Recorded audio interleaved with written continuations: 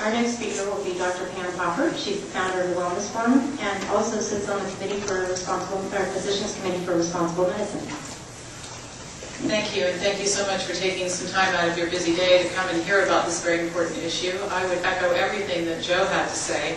And to that, I would add a number of things. At the Wellness Forum, our business is teaching people how to change their health outcomes by changing their diet and lifestyle habits.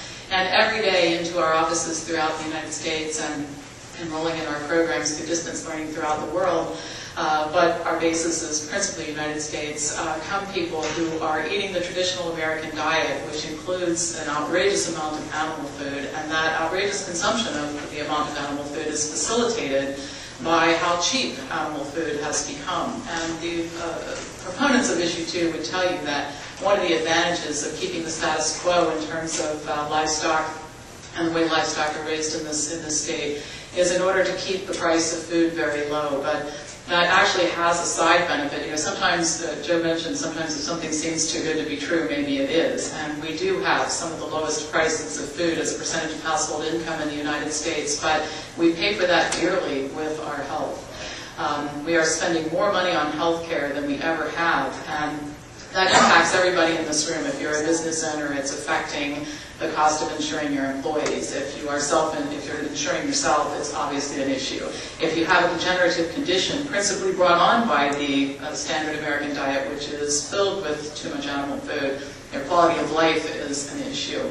So to kind of bring all of this together, I want to be clear that at the Wellness Forum, we don't teach people to eliminate animal foods. My goal is not to eliminate the raising of animals for food in the state of Ohio, but I think some reasonableness needs to be inserted into the discussion about how animals should be raised and how much animal food we should be consuming and how cheap it should actually be. We should be taking into consideration the healthcare costs, the environmental costs associated with making so much food available at such a cheap price because we're paying for it in other ways.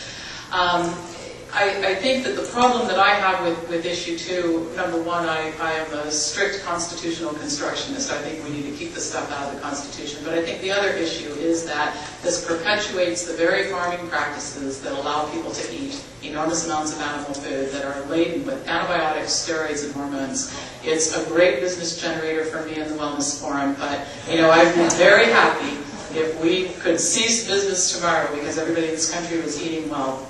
I could certainly find something else to do with myself. Thank you very much.